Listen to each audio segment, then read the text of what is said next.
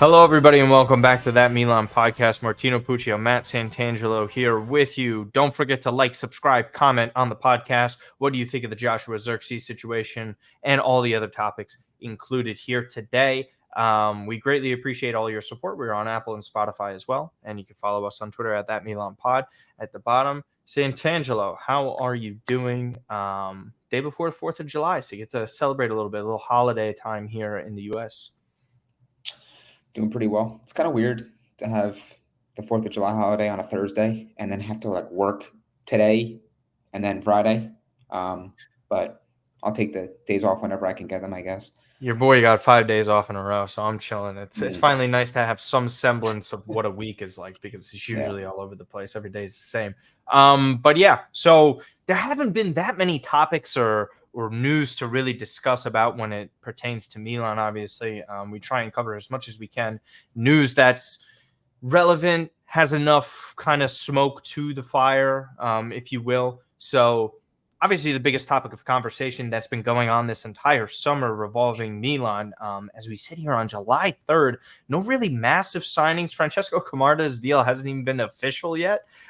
So that kind of points to where we're at with this situation. But Joshua Zirkzee, if you're a Manchester United fan, we're going to be talking a little bit about who he is as a player, even though we have covered him. And if you're sort of interested in him as a Manchester United fan or any other person that's interested and not really a Milan supporter, you can go and watch the video myself and Matt had on Joshua Zirkzee where we do profile the player. But here is more so a larger discussion of this potential deal to Milan or potentially to Manchester United. So as we know, the 40 million euro release clause is for absolutely everybody, basically, outside of Bayern Munich.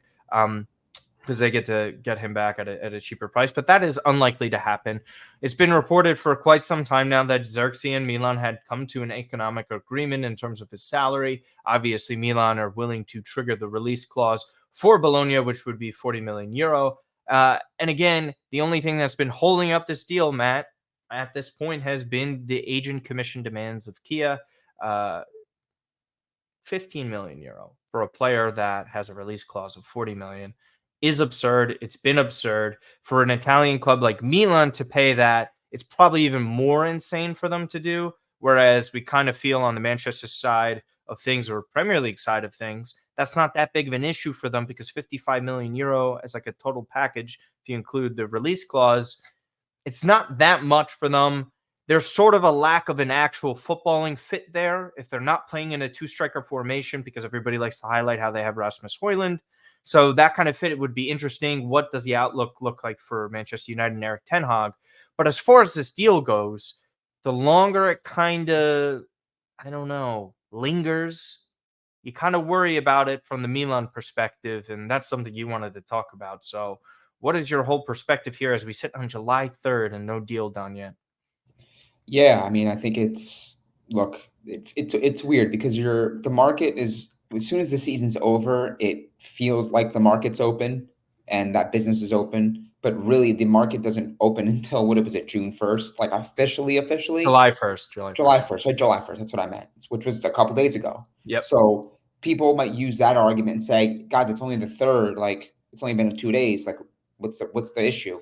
But I argue that when Milan made a coaching switch after 5 years of Stefano Pioli to Paulo Fonseca, you want to get the guys in, right? You don't want this to be a conversation of players getting into the system, getting into training, getting into the club, and having to adjust very quickly. We do have preseason friendlies coming up. I think on the 20th, we have, Rapid Vienna, I believe is the first one. I could be wrong on the team. But then you have right after that, the US tour, which I will be in the Bronx Yankee Stadium for the match against Manchester City. So if you guys are there, maybe come say hi.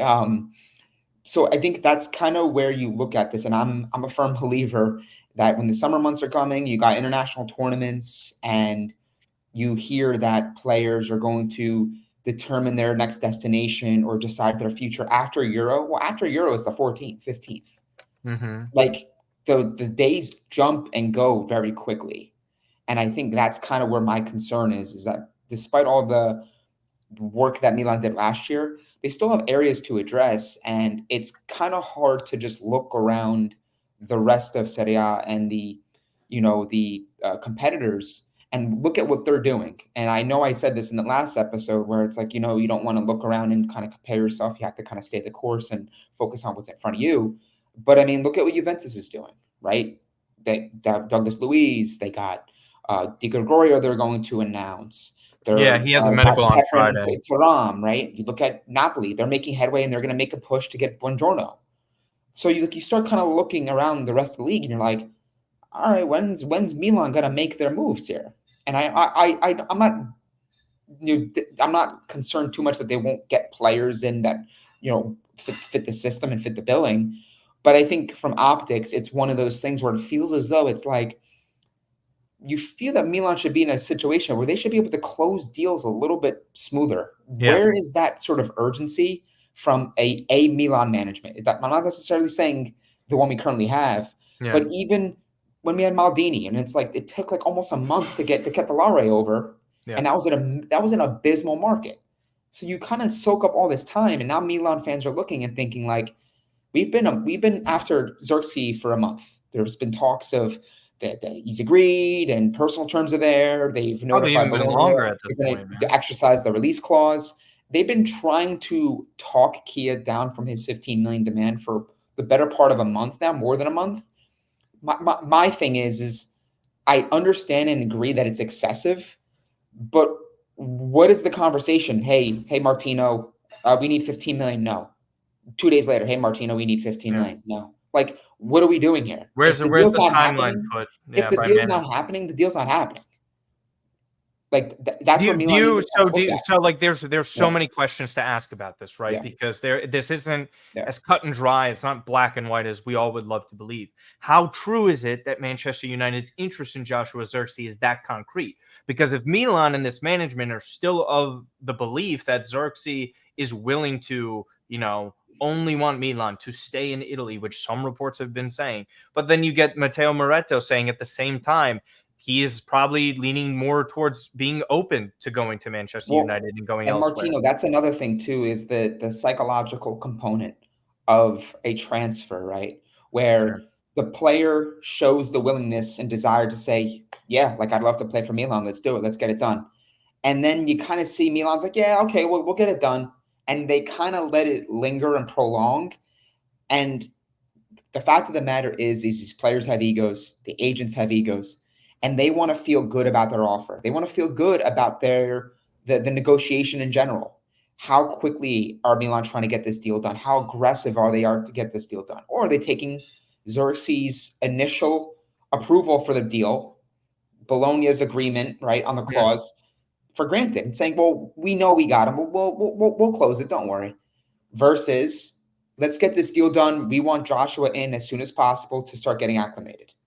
So I think from like an optics standpoint, the more these deals and negotiations last and they take on days and weeks, the more fans get concerned. And now you start looking around the other options and you're thinking to yourself, where are Milan going to go from here? Just to kind of harp back on our previous episode, Lukaku might be an option, but Chelsea are like, nope, we want to sell him. We do not want they want him for 40 million, which is the same price as Zirkzee. Which is not happening. Milan are not spending 40 million for Romelu Lukaku. They're just not doing that. I'd be stunned if they do that. Higher wages technically too. Right. I'm sure he would have to take Guirassy. Sort of pay cut. Guirassy was another target. Dortmund already gone. Yeah. Sesko not happening. He's signed another deal at Leipzig. Correct. So there could be profiles that Milan go after. I think the biggest concern is that unlike with other negotiations and pursuits on the market, like the midfielders or right backs or whatever the case, the striker has always been the subject for Milan fans. And the longer this lingers, they sort of have that doubt and are filled with concern, saying like, we're going to get another cut rate budget option up front, aren't we? Like, that's what we're going to do. Like, so that's kind of where my head is at with this. I'm not saying the deal is completely collapsed, but at some point, if the agent's firm on his demands and it's not happening and you're not paying it, then you got to just move on. Yeah. You just have to move on. Yeah. I think you have to move on if there's like no inclination that he's willing to lower Yeah. his demands, right? Like I side with the club not wanting to pay 15 million on this commission fee. Yeah. I totally understand that. I back it up. I don't really care what fans have to say. I like Joshua Zirkzee very much. I've said this if you listen to the podcast. I like him. I don't want to pay 15 million in agent commissions for already paying 40 million up front for a player I just like. I would do it for a player I love. And there's sometimes you set a precedent for the club, right? Because once you pay 15 million in agent commissions towards a player, other agents, when they come along and trying to do a deal, they're going to be wanting more or like around a higher figure than usual because you already had been willing to pay that for a previous player in Zirkzee. I think Milan put themselves in a very difficult situation. But the counterpoint to this and just doing deals and getting something over the line is that it's not just the striker position. They haven't done anything. They haven't done That's anything. the thing. Like if Juventus wanted, a center back, for example, right? Like they haven't done anything at the center back position. They're likely losing out on Calafiori because they got it outpriced for him, and understandably so. However, what are they doing? Douglas Luiz, he gets in. Keperin Thuram, he's another great sort of prospect. They've been wheeling and dealing with their sales now that they had the opportunity to go and get Team Coop Miners, which completely revamps their midfield. Yeah. They're on paper a better midfield than Milan has currently. And when you look at that, Milan had the sale of Charles de Ketelaere go through, right? So we know they got that money there. We know that they already qualified for the Champions League next season. So you're talking about quite a good sum of money. And to me, I find it inexcusable on a level that they haven't gotten anything over the line. I try not to jump the gun. People get on me for they conflate my patience with backing management and backing this ownership and everything that they do. And I don't agree with a lot of it. However, I could also play devil's advocate and say a year ago we were sitting here and a deal for Noah Okafor seemingly got done out of nowhere. And I'm not defending the moves or lack thereof moves in the market so far for Milan, but can you throw us a bone here? Because what the concrete links are at this point are Emerson Royale, who no one wants, by the way. This isn't a player of high quality. This isn't a massive and clear upgrade over Davide Calabria. So that to me points to like, okay, are we really in love with what we're doing? We saw other links with other players. There's been Weifer, there's been Fofana for the central defensive midfielder. They're just rumors and links. There's nothing like, oh, they're close to an agreement here. They're not really close on everything. And Weifer too. He's that's what I said. Yeah, I said Weifer. Milan are just sitting there. No, we're just monitoring it. Yeah, because Brighton had more interest today. Listen, to me, it's sort of like, are they actually holding on to Zirkzee being that first domino and then they want to move and close deals elsewhere? My question is why? Why does that have to be a thing if that's true? Why can't you get the other deals? Because we know you can negotiate multiple deals at once. This has been proven. This is possible. It's just the lack of not getting players over the line, because last summer, even if you didn't like the business that they did, they were doing it swiftly. They were getting players in at a fairly, decent, quick timeline, right? Like Noah Okafor seemed to be done like that. Dejani Reinders kind of lingered a little bit because they were bargaining on price. Do you think, and sorry to cut you off, but do you think that because this is such a crucial summer, financially we're in a great spot, and I think everyone's of the same belief and feeling that management, unlike last year, it's more so a quality versus quantity conversation when it comes to the market. So the amount that you have to invest in certain players, it's higher, requires a little bit more caution, thinking, and like more calculated approach versus last year where you're like, oh, Pulisic for 20 million, okay. Okafor for 13. The numbers are a little bit smaller, so when the operations are larger, there's a little bit more to it where you're like, all right, like, can we really afford this? Like, what is this fund? Like, well, of course, because they're looking at it like, okay, what happens if Joshua Zirkzee flops, right? Is basically what you're getting at. Yeah. Because that you kind of have to prepare yourself for that on some level. Because like, say he's really struggling to scoring, he's setting up some of his teammates, but they're not finishing the chances. So technically, on a level, he's playing pretty well. But is he playing well enough for that fee to justify it? I think that's kind of, and like sort of like CDK, the pressure started to mount because There was no goals arriving. He wasn't really getting consistent playing time. And I know Zirkzee's a totally different animal here, but there are a lot of people who do have question marks regarding this player because you've mentioned it a couple of times. Other people have mentioned it. It's really just one really good season at the top flight. And again, a lot of people are under the agreement and belief that they need a true number 9 bomber. And Zirkzee is not that. They need someone who's going to be able to score at least a guaranteed 15 goals in the league. And Zirkzee can provide, service in many different ways. He's going to be able to finish chances. But is he really that guy or striker that's going to get them over the hump? Yeah. And that's what a lot of people are kind of lacking. And again, if this was so for example, Benjamin Sesko, right? The player we know of him as of today had a 40 million euro release clause. And we just switched the names in situation with Zirkzee. Do you think Milan would have even second guessed releasing that clause? I don't think so. I think look, transfers are very complex, and truthfully, I mean, we can only kind of speculate and give our own just raw feeling and thoughts on how negotiations went and how we think it played out. But I would love to get the perspective of people who are actually involved in transfer, rumors, talking to agents, the back and forth, how these things sort of come about to kind of get a more understanding of that. Because I think what's happening here with Zirkzee in a very specific case is now maybe the longer it waits or the longer it plays out, now you have Zirkzee who's looking at, Ten Hag, they're looking at Matthias de Ligt. So they're starting to kind of put some pieces together. And now there's some appeal to that Manchester United project, whereas maybe a couple weeks ago, so things change. It's not just Milan's position changing on a daily basis, weekly basis. You have to understand too, all of a sudden things can kind of change and pivot over in the market where it's now hold up, initially I really wasn't interested in Manchester United, but now they kind of have something going there that I have appeal for. So now you kind of let other teams come in as well. And look, I think that you could even make the same comparison to the Calafiori situation where he looked like he was all but going to Juventus. It was just more of a matter of wait until Euros, finalizing everything fee-wise with Bologna. Bologna are obviously in a position where they have to sell them. And now all of a sudden, when you don't get those deals done, Calafiori gets to the Euro, he plays well, and now look, they upped the price. According to Nicola Schira, they said that the fee was more so in the region of 40 million, 35 to 40 million. Yeah, like 30 and to he 40. got into the Euro, played really well, and then Bologna were like, we want 50. Yeah. Or close to 50. And again, don't forget resale percentage. And they don't get 100%. This is another point too, Martino. Netherlands are they're kind of moving along in this Euro. They got a chance at a semifinal. Right? I think 3-0 yesterday versus Romania, right? Yeah. So 2 or 3.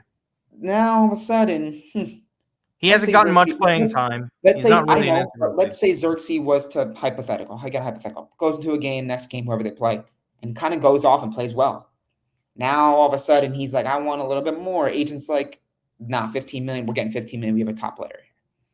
There is something to be said about that. International summers are very risky. And for that reason, I was really hoping that this thing would kind of be finalized as close as possible before Euro. But it gets called up and it's difficult. And I think obviously at this rate, I don't really see a third team coming into the picture. I do think it's going to be Manchester United or Milan at this point. There's been certain reports saying that United aren't fully convinced of this agent commission fee either. So I would say, listen, Milan management's not perfect. I'm not very fond of them. I like some of the business that they do. I don't necessarily love how they go about doing it. I think they lack ambition on a surface level. But I will say, I don't think they're dumb enough to waste time on a specific transfer just for it not to happen. I do think on a level, they do truly believe that there's no way people are going to pay 15 million in agent commissions, right? It's an astronomically stupid number. 10 million, I could see that happening. I do. I think that's not insane to me. But 15 on top of a 40 million clause, come on now. Ultimately, we'll wrap this subject here because we spent 20 minutes on it now for something we've talked about so often. What do you feel likelihood wise that he joins Milan at this point? Like, I assume you're more pessimistic now that it gets done.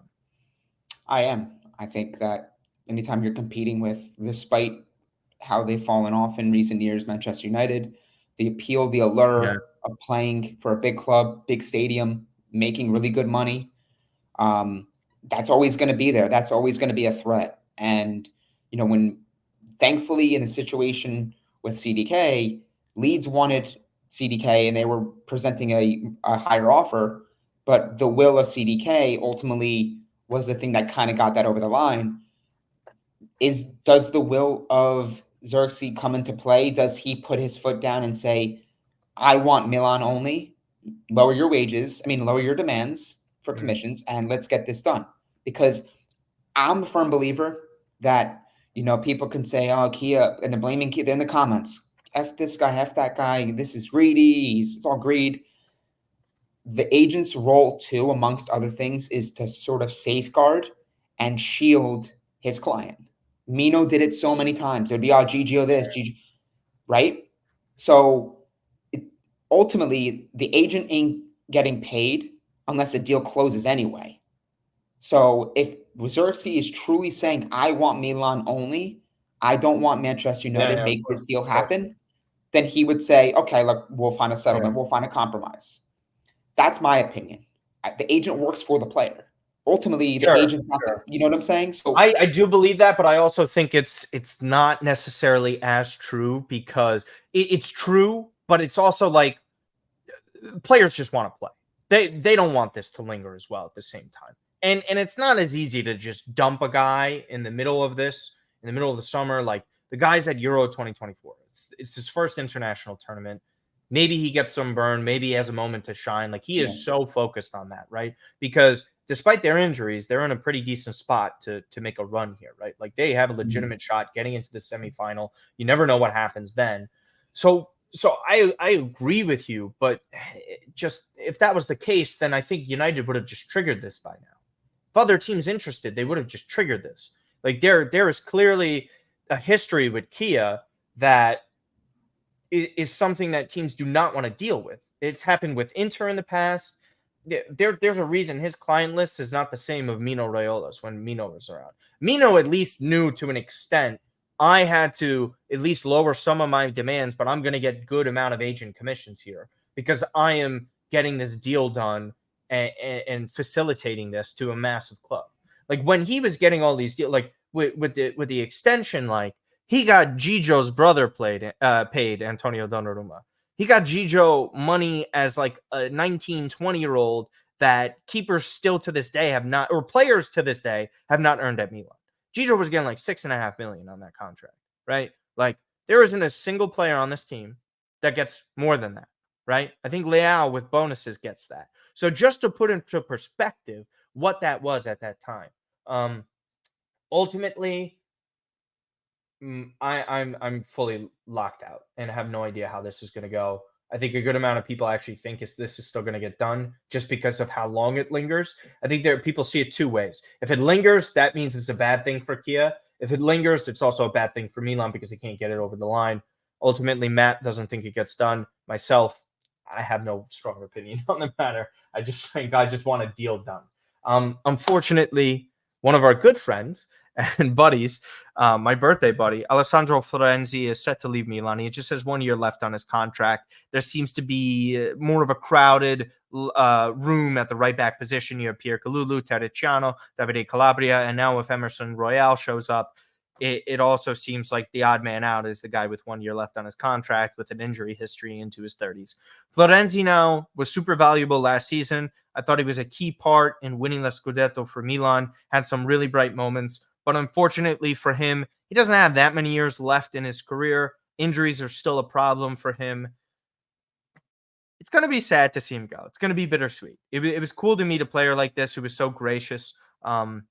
That Peter Morgan, who works for Milan, introduced him to myself and Matt in New York City a couple of years ago. Florenzi was just a really nice guy. And this is just like from a personal perspective, because I never have a personal perspective with these players. It makes sense on all fronts. It really does. Unfortunately for him and Milan, time's up. But yeah, I mean, kind of speak to this and kind of his tenure at Milan. I thought he was a serviceable player. It was a great deal for the club. He did a great job when he was able to play. And yeah, I have no qualms about this. Yeah, it's it's there was kind of some speculation or fence riding with it. Like, should we keep him? He's a good veteran player, but also he's older. He has injury history, and like he's not making peanuts. He's not making layout money, but I don't know what his actual net salary is, but it's somewhere between 2 and 3. I want to say, wages wise. Talking about Florenzi. Florenzi. Like, he's around 3 million net. Right, he's not making nothing. He's getting paid a hefty amount. Right, he's getting paid a fair amount. Yeah. I think this is more so a decision rooted in his, supposed rift or relationship or lack thereof with Paulo Fonseca, dating back to the Roma days, is the report I'm reading.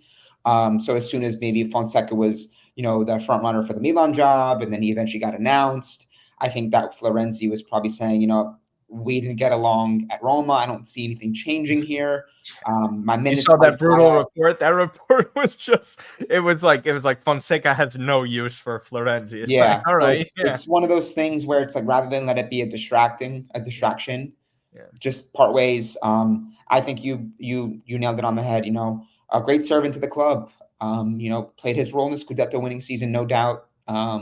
It was great to meet him. I mean, that's a Euro winner right there, right, with Italy. So, like, we don't get those opportunities. Not many people get those opportunities that often. So, on a personal level, I could say on a personal level, it was great to meet him and just kind of, be around someone that has a established and very successful career to date. So, no ill will towards the player. Wish him the best. I know some people are very emotional, and they're very arrogant with players leaving and saying, this guy's this guy's that. I don't have any issues with Florenzi. He was a great servant to the club, a leader in many moments when we needed it, filled in admirably at several roles and positions. He played left back a good amount. I mean, we wish him all the best, and hey, maybe he's an opportunity. Maybe, who knows? Maybe Florenzi goes to Saudi and joins Pioli and gets a Pioli getting paid big time, by the way. Yeah. So maybe that's in his future. But yeah, I think it's pretty expected. I think that Milan now have to kind of survey the fullback, right back position even further. Jimenez, we redeemed him, so he's going to be playing here for at least one more year. There's options for Real Madrid, so I think it's time for Florenzi to move on. Yeah, look at these two guys. Look at these. Just did me dirty. Don't look at the comments. Don't look at the comments, though, guys. What? No, I'm not gonna go and scroll down. But yeah, he's a cool guy. But yeah, I agree, and I'll never forget his goal against Verona in the 3-1 game, goal, man, where Tonali did a great job that game. Leao, it's just one of those games that you knew when they won like that, in the manner in which they won it, that they were going to get the job done.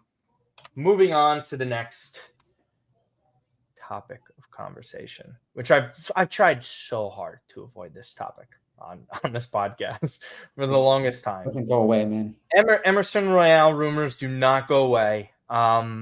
It seems that Milan and the player have agreed to a contract. However, the fee that Spurs are demanding is far above what Milan are willing to pay, and that's around 25 million euro. Take the 2 and remove it, and it just have the 5, and I'm more inclined to do this. Royale is, listen, if you spend money in this position and what you currently have with Davide Calabria, Kalulu at times, I guess Terracciano to an extent, you need an upgrade here. When you make a transfer, it's either you view someone in the long run to be an upgrade, or he is an upgrade today. And I can firmly say, after watching Emerson Royale at Spurs, we've seen him at Barca, this guy ain't it. This guy, like, this is one deal that I could adamantly say I would dislike from the second that they bring him in. Now, could he be decent in Serie A? Maybe. But do Milan need decent? No, because we have that already. So what's the point in this move? I don't get it.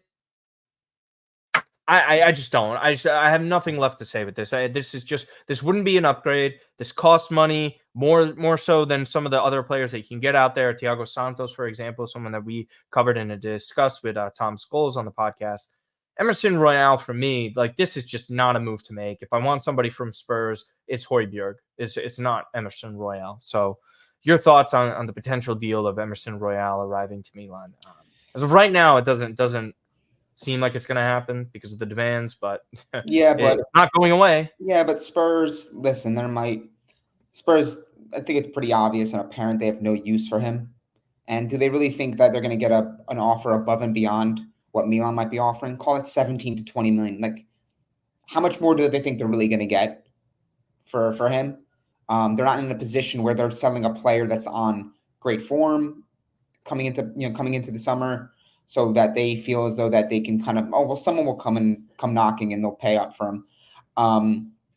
This is going to be one of those deals that if it does happen, initially my feelings are going to be of like, okay, like, I support the player because he's at the end of the day playing for my favorite club and the club I love. But the truth of the matter is, it's not a move that wows me, excites me, doesn't make me feel like that we've really addressed the right back position fully. I'm sure he's had some moments at Spurs where people can kind of say, yeah, but he's capable of this or he's capable of that. But I think that this feels like another one of those, and we talked about this with Tom when we were saying like Thiago Santos or Emerson. I think that more fans have appeal towards that sort of unknown prospect where it's like, yeah, he's 10 million. He's got a little the thought of like, the player is better than the player. There's like intrigue behind it. We're like, okay, like there's quality there. It's like with Jimenez, where you get Jimenez and it's like, okay, like let's see how it plays out. And then you go and you're like, okay, this guy's good. And this guy's a good player, a good talent, right? Yeah, good talent. I think with Emerson, it's one of those feelings that fans have where they see him and they think this is just another classic case of Milan going after surplus players at clubs that frankly have no use for him. And sometimes it works out, but I'm of the belief that it's a numbers game, right? Like, you keep going to these clubs for players that they don't want. At some point, they're just not going to work out. I mean, we did it with Barcelona on a loan, a pretty expensive loan for Serginho Dest, and everyone was like, whoa, like Serginho Dest, like Barcelona player, plays for the men's national team, USA. And he did nothing for us. It was a horrible loan move. So it was just a weird desperation sort of transfer on the final day. So it's just, again, like, I support the players if they join, but if you want my honest feeling towards it, it's one of those like, all right, this is all right back. Okay. Like, I'll support him, but it's not one that truly moves the needle for me. I have a hard time seeing the upside on this. I really do. Because then it's just also blocking guys like Terracciano. Because then it was like, what's the point of that? Is it just for Italian players just to have on the squad?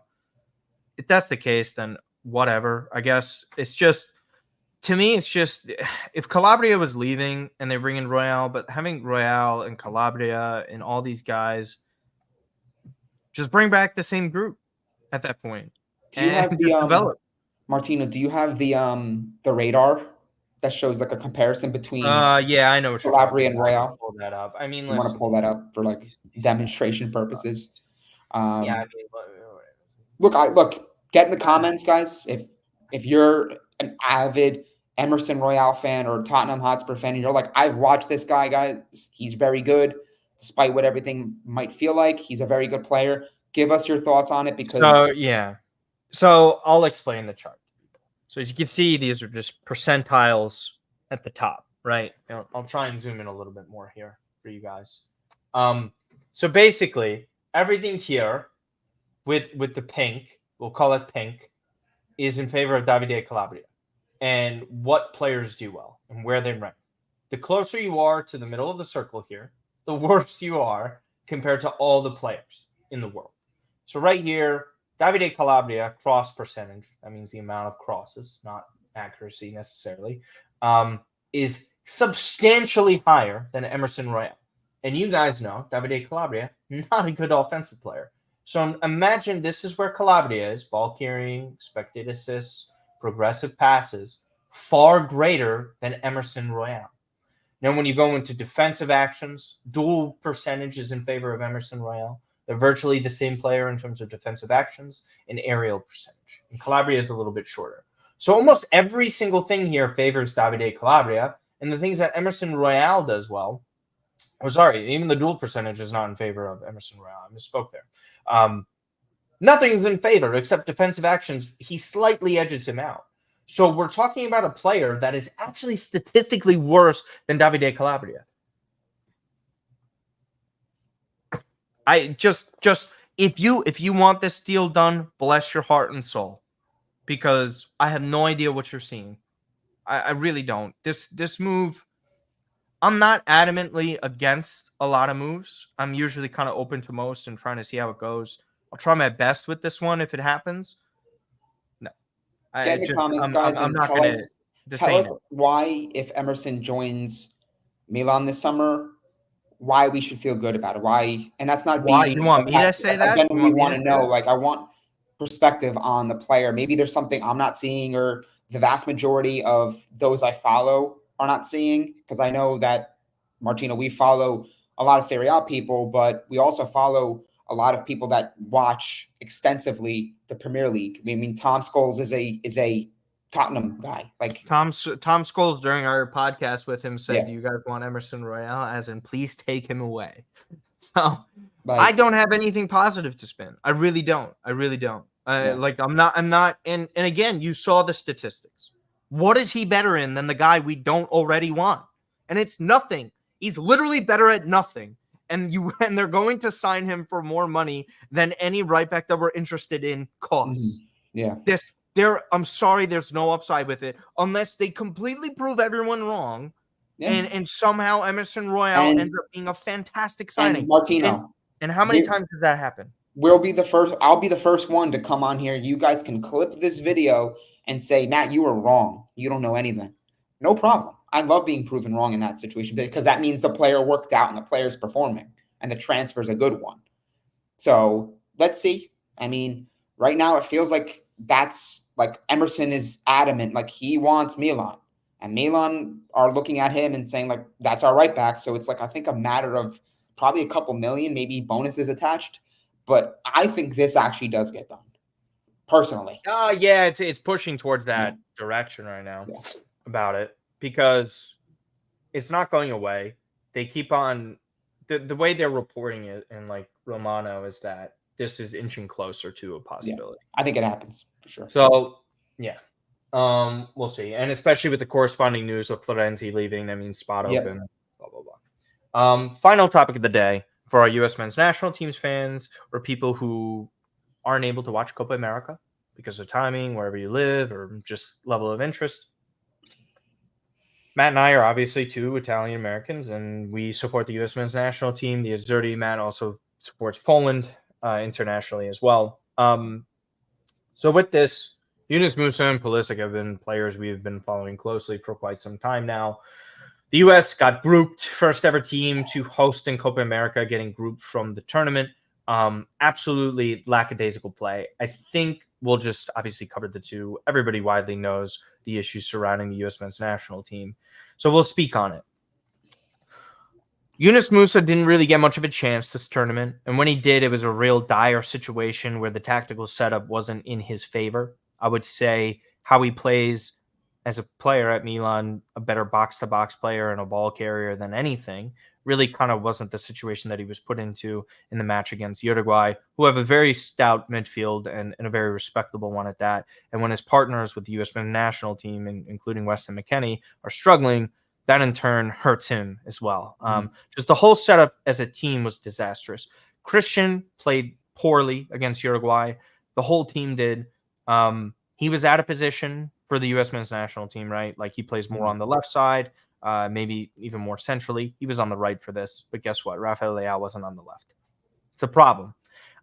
Striker-wise, Florin Balogun got subbed off, so Pulisic really didn't have much of a partner there.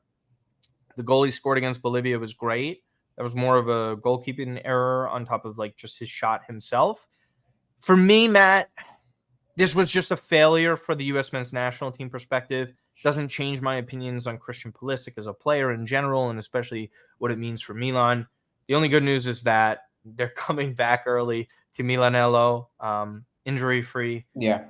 Well, they'll also be going on vacation because they haven't really had much of a break.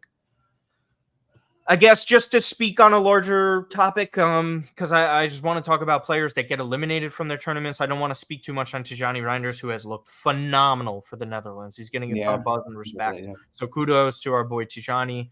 There's been other good Milan players. Mike and Theo have looked fantastic for France. But these two teams that have, this team in particular with the two players, got eliminated. So it's a little bit easier to speak on them. It's just a disappointment because we know what we saw from Pulisic this past season. Mm-hmm. And Milan's a high standard. It's a high bar. U.S. men's national team, it's on him, but it's also on the manager, and it's also around the lack of talent with him. For me, it wasn't a good tournament. I'd give Chris a 6 out of 10, maybe 6.5. Really difficult spot in the Panama game when you're down a man, and Tim Weah puts you in that sort of position. Same could be said for Uruguay. They weren't in a great spot, but he just flat out was bad. Your thoughts on Christian's tournament, and then quickly on Musa. Musa, there wasn't as much to go off of. Yeah, I mean, I don't want to go too much onto this. I feel like, it was an average performance throughout the group stage phase for Pulisic. I mean, Musa, I can't speak too much to it. It feels as though that, I like to judge a lot of the players in this U.S. men's national team setup with some context, because I don't think the coach is equipped to get the most out of the players that are there. So I think it's difficult to judge, what we see domestically at the club level versus what we see internationally. I mean, like, sometimes you're not playing the same role for whatever reason. You're not even playing that many minutes. You're asked to do a bunch of different things, and it doesn't always work that well. I mean, there's players that we've seen, Martino, where it's like he plays a certain role for the club, and it's like, this guy's pretty underwhelming. And then he goes for his country, and for whatever reason, this guy's a superstar. And you're like, why are we not seeing? We all know that one player in CONCACAF, and he's terrifying. Guillermo Ochoa is the ultimate example of it. So again, this is a Milan podcast, right? And we do follow that Milan podcast. Yeah. That Milan podcast. Ultimately, look, abysmal performance by USA, abysmal performance by Italy, called like it is, as defending champions. Also, Poland were terrible. They didn't do anything. They got the one Lewandowski penalty against France. That's it. So yeah, I'm not talking about that one. It's tough to judge, and ultimately, I'm just happy that Pulisic and Musa are going to come back unscathed. I'm excited to see the development of Musa, because with Pulisic, obviously, we know he had a great year for Milan in his first year at the club, but obviously the injury thing always kind of lingers, where it's like, all right, like, you kind of hold your breath when these guys go on international duty. Like, hopefully they just come back in one piece, especially like Mike Maignan and some of these other guys. So move on. At least as a neutral, Martino, it's been great. We can watch it and enjoy it as a neutral, because tomorrow we got, Portugal, France at 3, Spain and Germany at 12. No, I'm sorry, not tomorrow, Friday. So you got those two games on Friday. It's Rafa time. It's Rafa time for me, and Theo time. We'll see about Rafa and all that. I got people going crazy at me, like trying to say Leao has been terrible, but we're not going to get into that until teams get eliminated. Ultimately, Milan have made no new signings just yet. We've seen a bunch of U23 stuff, but again, this has been a joy to continue doing this podcast. We have grown so much. Your support has been immense throughout the past few months or so, when we've been a lot more consistent on things. We'll see how things go in terms of going live after certain matches and talking to everybody. But week by week basis, for the most part, we will be dropping podcasts, having them released. Again, Apple, Spotify, here on the YouTube channel. Like, subscribe, and comment your thoughts on the Milan market so far. Outside of Zirkzee, what striker would you like to see? Again, you guys really support all of us so much. The MLM podcast with Gino and Max is something that you guys should check out. Coast to Coast with Gio and Fabio. That Milan Weekly podcast with, Steve and Vinny. And then, well, who else do we have here? We have Kush and his YouTube channel that's growing immensely. Sempre Milan podcast as well. All great guys. That Milan, the Milan Lab are another good group of guys as well. Pretty much got everybody in there that has a podcast that we are friends with and talk with. They're all great people. Old Hard Rossonero, by the way. It's just my guy is always in Spain, so I didn't really get a chance to talk to him. Must be nice. But maybe he's scouting some players for us. Oh yeah. You know who used to play in France? Emerson Royal. But with that, we appreciate all the support from all you guys. And when you guys go and visit those channels, be respectful, be nice, say we sent you, and we say hello. Other than that, that's pretty much it. Nothing else on your end, correct? Or No, you just want to plug your socials? For all our American audience, at the time recording, July 3rd, have a great, safe 4th of July holiday. Be safe. Again, to Martino's point, be respectful and responsible. And let's hope that we can see some signings get across the line for Milan, because I think we all can agree that we kind of need something to get done soon. I think just to kind of, we need it for content purposes. Please. Yeah, and that we're dying here. Shout out to our friends from down under in Australia. There's a ton of you that always listen. Spotify analytics tell us so. So again, just greatly appreciate you guys, same as the US, UK, all over Europe as well. Our friends in Africa, South America, across the entire world. We appreciate you guys so much. Other than that, take care.